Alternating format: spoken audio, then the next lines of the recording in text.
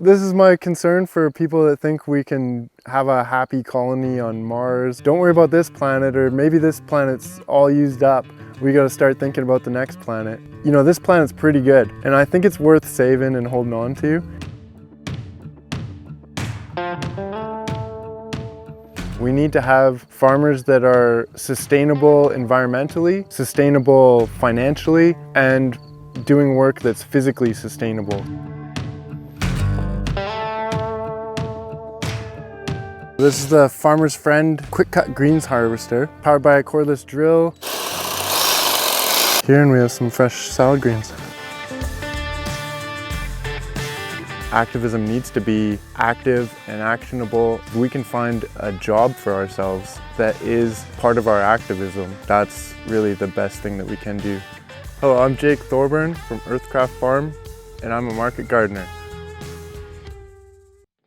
Before I was farming full-time, I also was a welder fabricator, and so when I started reading about this kind of stuff, I was reading a book called The Market Gardener, and in The Market Gardener he talks about a broad fork, and when I was reading that I thought I could make one of those.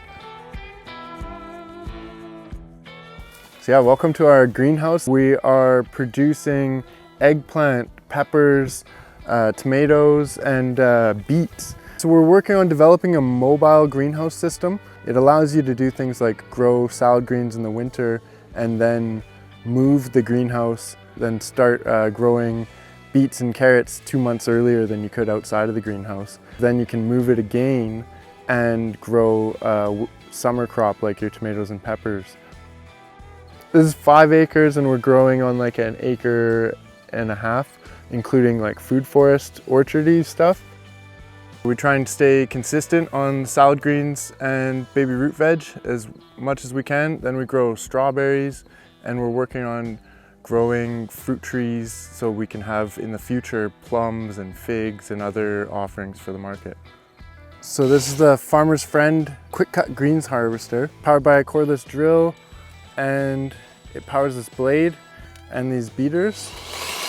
And then we cut salad greens just like this. Here, and we have some fresh salad greens. I didn't make it, but it's produced by a small company down in the States, where it's become a large company, Farmer's Friend. That's the way the little guy can compete with the large farms.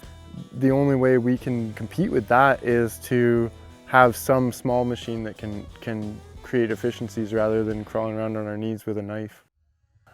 I think I'm a bit of a student of permaculture, and I'm really glad I came across permaculture, because the people that were thinking about this in the 60s and 70s were looking at how can we create a sustainable society and what would that take.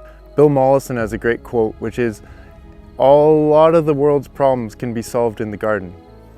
When we look at all the different problems in the world, it can be overwhelming, and to find a place where you can dig in and do some small solution in your day-to-day life can be really empowering.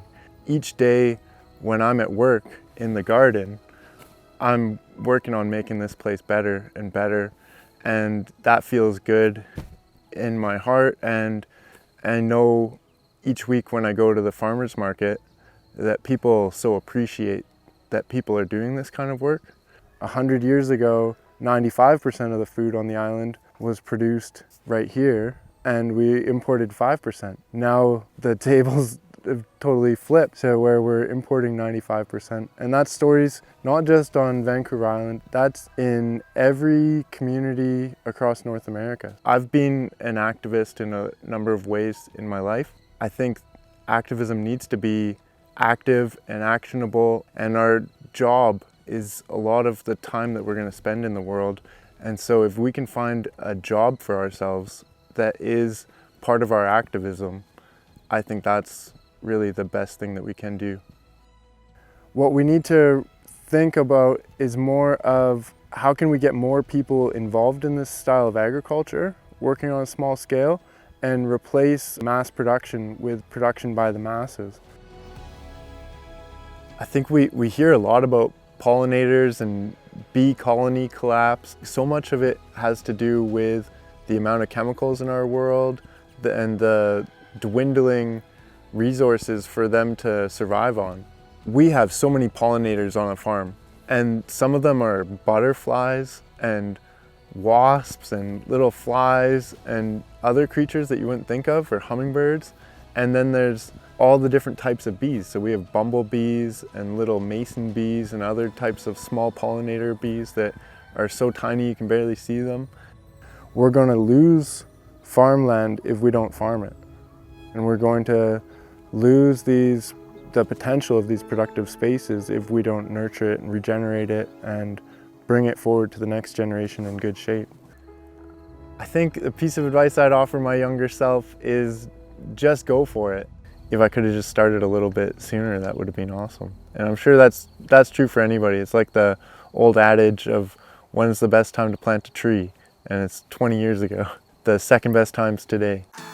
So instead of using a tractor, we're using a wheelbarrow and a rake, and this is an example of how you don't need to invest in such big equipment. You could really run a small market garden like this, 2 feet in a heartbeat, and you've got enough power to get a lot done here. Different ways people could transition to doing something different with their lives that they're more passionate about, specifically around farming, is just like I did, volunteering 1 or 2 days a week to start, or even an afternoon on a Saturday with a farmer. If you have somebody that could be a mentor, seeking out a mentor in your life is always going to be an important thing that you can do with any skill you want to learn. If you want to learn knitting, find a mentor. If you want to learn to weld or be a mechanic, find a mentor. If you want to learn to garden or farm, you want to find a mentor, because you can learn so much from YouTube and from reading books, but there's a lot of practical skills that aren't written down. There's a lot of older people that aren't on YouTube with a YouTube channel, and their knowledge isn't out there in the world. When we have so much information, it's easy to think that it's all there, but it's not all there. And we use a string line so that I can mark the edge of the bed, and then I just use that as a guide and a reference. So this is a semi-raised bed system, and by using compost, we're constantly building our fertility. We're adding organic matter to the soil, which holds a lot of moisture, and it's just creating like a deeper and deeper topsoil layer that we're able to grow food in. So these roots of these carrots can go down 12 inches into really nice loose soil that's been built up over the last few years. I think there's so many creative strategies that one could utilize to start farming or gardening for money.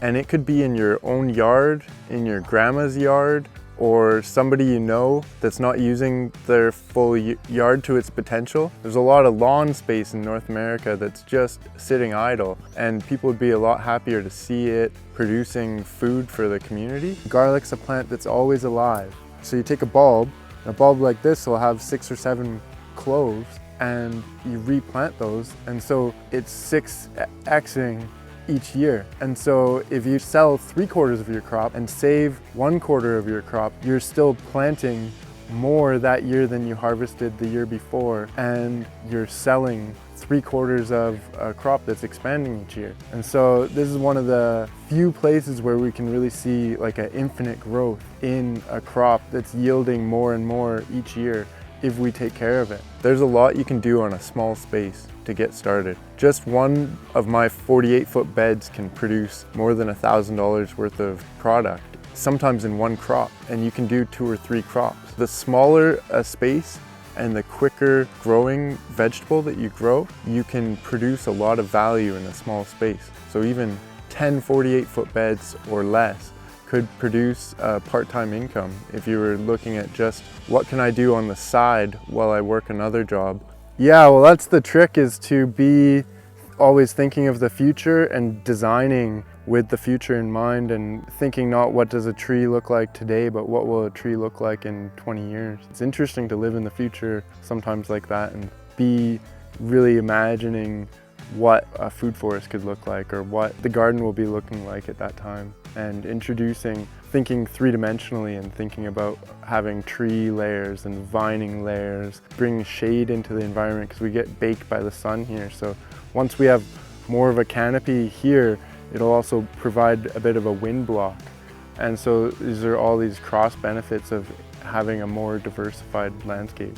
Something like running a farm can be an all-consuming task if you let it. Finding ways to say the workday is over at 5 o'clock, and I wish that could be true for me more often. Making it so you think about your life holistically and finding a way to do all the different things that make you a complete person and happy with your life as a whole is what you need to do, and that starts with planning and setting goals in that direction. It's not just going to happen on its own. So eventually we'll have big fig tree here and we'll be picking figs while we're working, growing carrots and salad greens and stuff.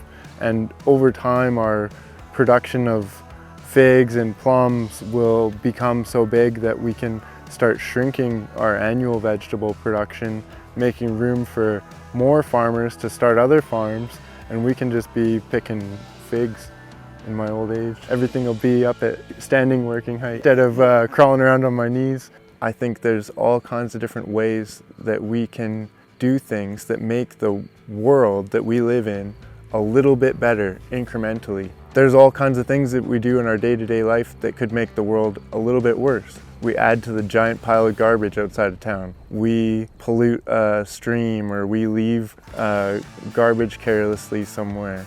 If we think about just how can we do a little bit less harm, more and more, until we're doing very little to no harm, and we are actually improving the world around us through our day-to-day actions, then I think we can make a tremendous difference.